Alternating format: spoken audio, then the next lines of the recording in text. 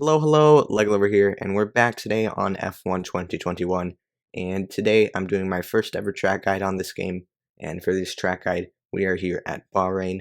And as always, we're going to be doing one lap at full speed, one lap in detail, and then I'll show you the setup. I hope you enjoy the video.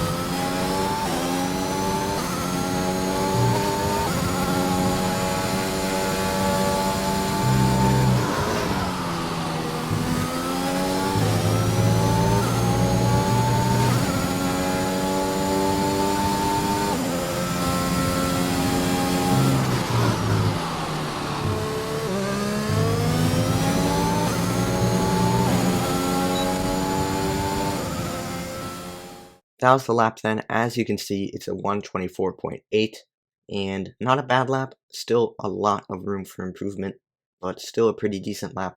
And now we're going to go in more detail with this lap around the Bahrain International Circuit. Starting at the final corner here, we're just going to try and get a good exit to carry as much speed as possible onto the straight. You can see that we actually got a bit of oversteer, which is not ideal, but we still keep pushing, of course. Down the main straight. Pretty heavy braking zone for turn 1. Going into the braking zone, you want to brake just before that 100-meter board. Very heavy braking zone, as I said. Going down the gears quite quickly, all the way down to second gear. And as you hit the apex, you want to be very close to that inside curb, but you don't want to touch it. And at this point, you want to already be thinking about the exit, which turns into the entry of turn 2. Short shift to third gear, position the car to the middle of the track for the entry of turn 2 to help open up the corner best you can. And short shifting to fourth gear, as soon as you hit the apex, you want to be using all of that inside curb. And as soon as you hit the curb, you want to short shift to fifth gear to help keep the car stable. Using all of this curb, as soon as you straight line the car, that's when you get full throttle. DRS wide open, eighth gear, down the straight, into turn 4. You want to brake just after that 100-meter board. And you can use a lot of the entry, use all of the entry here. Fourth gear, don't use too much of this inside curb, and most just barely use it, because it can very easily unsettle the car. On the exit, short shift to fifth gear, and use all of the track on exit to help with the exit of the corner, because the track does fall away.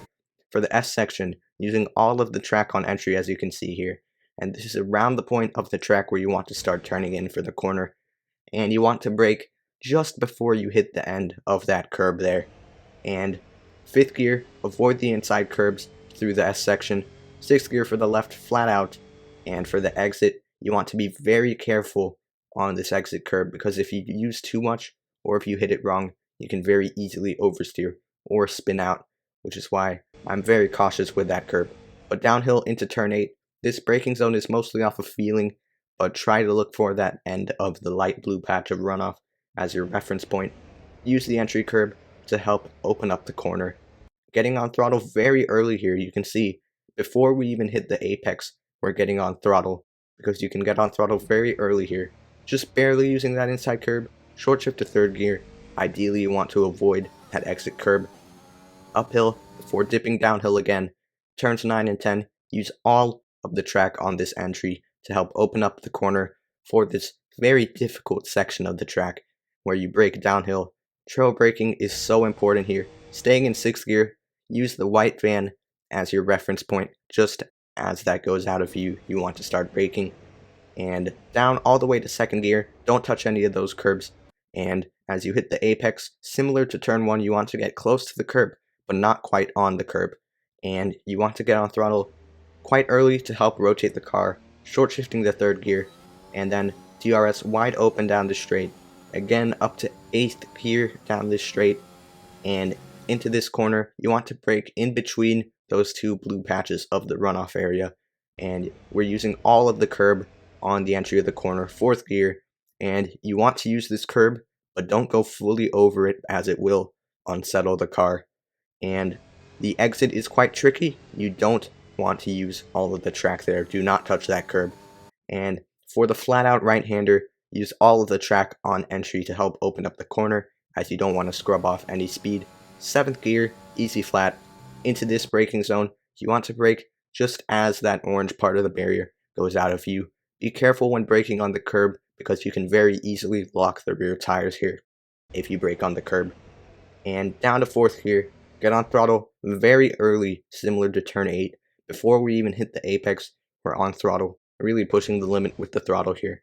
And similar to 2 corners ago, or 3 maybe, we are using that inside curb, we are using it, but not going fully over it. And on this exit, you want to absolutely maximize the track limits here. You can see we're on the very edge of the white line. It's so important that you maximize the track limits here, or else you will just be losing time. That's probably the most difficult part of the track for track limits though, so be careful. For the final corner, braking literally as we hit that red patch of the runoff area.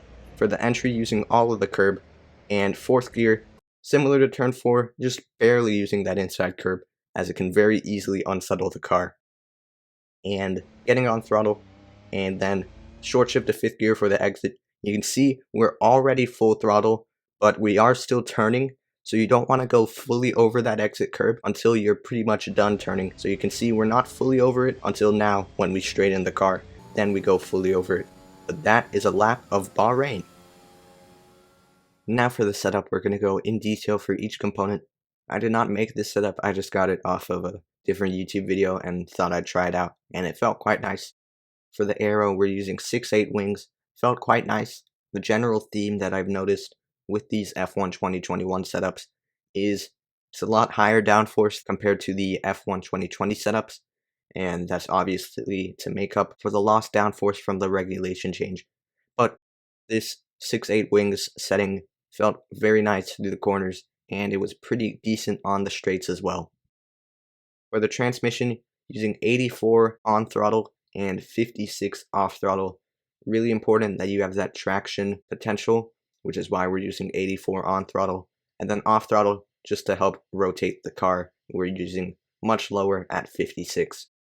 For the suspension geometry, using maximum front camber, negative 2.5 degrees, and then rear camber, we're using negative 1.8 degrees, so just having a little bit more than minimum rear camber.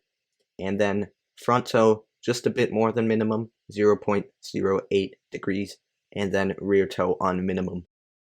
For the suspension, we're using 2.5, 2.5, and 2.6, which felt quite stable and quite nice. And for the brakes, we're able to use 100% brake pressure. On that lap, I used 57, but I actually recommend using 56 because I actually improved on this lap after using 56% brake bias. Although if you are struggling with rear locking, then I suggest staying with 57% brake bias rather than 56. Tire pressures are actually on maximum, and keep in mind this setup actually does work quite well in the race, so you don't have to worry too much about tire temperatures, as tire temperatures are a lot different on this game compared to the previous game, and it allows you to run maximum tire pressures, and obviously that will gain you straight line speed, and it will obviously make the car feel different. So maybe play around with this and see what setting is best for you. But that's the setup that I used, and it felt quite nice. Well, that's going to be it for this track guide. Hopefully this was helpful for you, and if it was, make sure to leave a like and subscribe. But that's going to be it from me today. Thank you all so much for watching, and I'll see you in the next one. Goodbye.